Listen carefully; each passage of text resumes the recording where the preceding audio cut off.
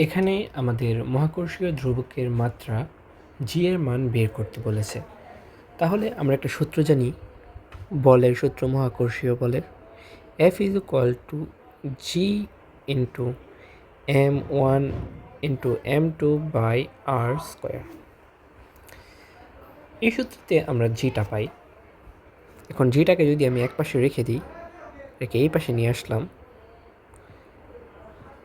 আর আরটা ভাগাকারে আছে, ওই জায়গায় গিয়ে এফের সাথে গুণাকারে হয়ে যাবে F R square. m1 m2 যেহেতু গুণাকারে আছে এখানে, ওই পাশে গিয়ে ভাগ আকারে যাবে m1 অ্যান্ড m2।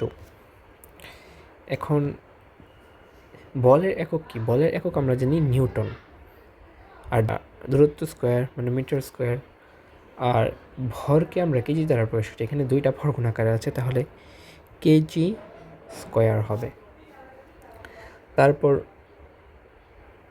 এটা হচ্ছে আমাদের একক, newton metre square KG inverse 2। এটা হচ্ছে জি এর একক বা মহাকর্ষীয় বলের একক। এখন এটাকে যদি আমরা মাত্রা বের করতে চাই, আমরা জানি আমাদের এটা মনে রাখতে হবে যে নিউটন এর মাত্রা কি। এটা মাত্রা সবসময় রাখবো এম এল টি ইনভার্স 2।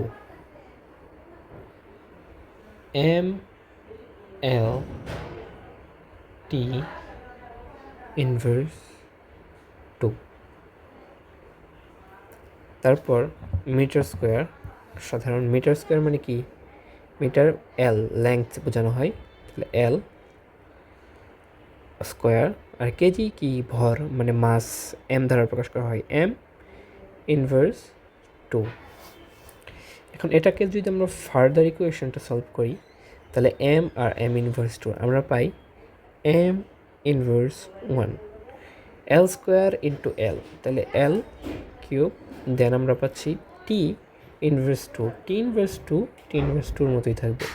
বইয়ের মধ্যে সাধারণত সাজানোভাবে দেওয়া থাকে L cube T inverse 2 M inverse 1, এই আকারে দেওয়া থাকে। কেউ যদি আমাকে বলে যে একক কি, এককটা বের করো, তাহলে একক বলতে আমরা এটাকে বুঝি। আর কেউ যদি মাত্রা বলে, মাত্রার ক্ষেত্রে আমরা এটা বের করতে পারবো।